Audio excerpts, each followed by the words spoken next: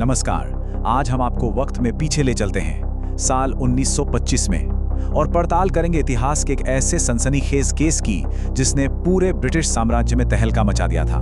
ये है बावला मर्डर केस की कहानी।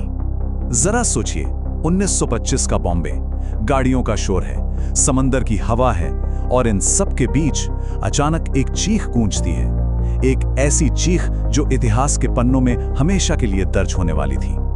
देखिए, ये सिर्फ किसी की मदद के लिए पुकार नहीं थी। नहीं, ये तो एक ऐसी कहानी की शुरुआत थी जिसमें प्यार, सियासत और शाही साजिशों के ऐसे ऐसे राज खुलने वाले थे जिसने वाकई एक पूरे साम्राज्य की नींव तक हिलाकर रख दी थी। तो चलिए इस कहानी की गहराइयों में उतरते हैं। तो इस कहानी की शुरुआत होती है एक कत्ल से, एक ऐसी खूनी वारदात जिसने उस रात बॉम्बे शहर को बिल्कुल सन्न कर दिया था।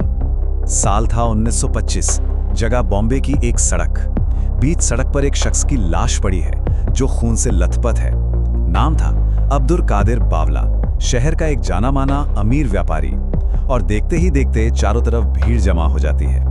और उसी लाश के पास घबराई हुई, सहमी हुई खड़ी थी एक औरत, मुमताज बेगम। उसकी आंखों का खौफ बता रहा था कि ये कोई मामूली लूटपाट या झगड़ा नहीं था। ये साफ था कि इस कत्ल की जड़ें कहीं बहुत बहुत गहरी थीं। अब इस हत्या के पीछे की असल वजह क्या थी, ये जानने के लिए हमें किरदारों की उस उलझी हुई दुनिया में झांकना होगा जहां प्यार और शाही राज एक दूसरे से लिपटे हुए थे। तो इस पूरी कहानी के केंद्र में थे दो लोग। एक तरफ अब्दुल कादिर बावला, एक कामयाब बिजनेसमैन जो बॉम्बे में अपनी एक नई जिंदगी बसाना चाहता था, और दूसरी तरफ थी मुमताज बेगम, जो पेशे से तो एक नर्तकी थी, पर असल में वो इंदौर के शाही महल के अपने अतीत से, अपनी पुरानी जिंदगी से भाग रही थी। हाँ, तो मुमताज का जो अतीत था वो जुड़ा था इंदौर के होलकर राजवंश से। और ये कोई छोटा मोटा नाम नहीं था। उस दौर में ब्रिटिश भारत की सबसे ताकतवर और असरदार रियासतों में से एक थी इंदौर। और यहीं से इस कहानी में सत्ता का खेल शुरू हो जाता है। क्योंकि ये मामला अब सिर्फ दो लोगों के प्यार का नहीं रह गया था। इसमें सत्ता की भूख थी, सियासी ताकत का दखल था, और इसी दखलंदाजी ने इस प्रेम कहानी को एक बेहद खूनी अंजाम तक पहुंचा दिया। तो चलिए अब वापस चलते हैं उस शाम पर, जानते हैं कि उस दिन, उस हमले के वक्त आखिर हुआ क्या था। तारीख थी 12 जनवरी 1925। बावला और मुमताज चौपाटी के पास अपनी कार में थे कि तभी अचानक कुछ हमलावरों ने उनकी गाड़ी को घेर लिया। इससे पहले कि वो कुछ समझ पाते, गोलियां चलने लगी। बावला ने मुमताज को बचाने की भरपूर कोशिश की, लेकिन इस कोशिश में वो खुद बुरी तरह जख्मी हो गए। और ठीक उसी पल मुमताज बेगम ने वो किया जिसकी किसी को उम्मीद नहीं थी। उन्होंने हिम्मत दिखाई और जोर जोर से चीखने लगीं, लोगों मदद करो, मर्डर हुआ है। और जानते हैं, यही एक चीख इस केस का सबसे बड़ा टर्निंग पॉइंट बन गई। मुमताज की आवाज सुनकर आसपास के लोग इकट्ठा हो गए। फौरन पुलिस को बुलाया गया, और इसका नतीजा ये हुआ कि हमलावर भागने में कामयाब नहीं हो सके। उन्हें वहीं घटनास्थल पर ही दबोच लिया गया। हमलावरों के पकड़े जाने के साथ ही एक ऐसी बड़ी साजिश की परतें एक एक करके खुलने लगीं जिसके बारे में किसी ने सोचा तक नहीं था।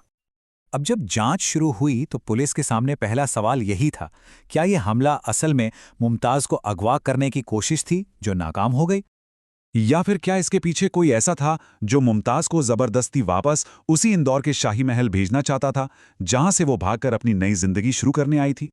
और फिर सामने आया सबसे बड़ा, सबसे विस्फोटक सवाल, क्या इस हत्या के पीछे इंदौर के महाराजा का हाथ था? क्या एक राजा ने इस कत्ल का हुक्म दिया था? और जैसे ही जांच की कड़ियां इंदौर के राजघराने से जुड़ने लगीं, जनता का गुस्सा भड़क उठा। अखबारों में ये केस छा गया, और अब ब्रिटिश सरकार पर भी इस मामले की निष्पक्ष जांच का जबरदस्त दबाव बन चुका था।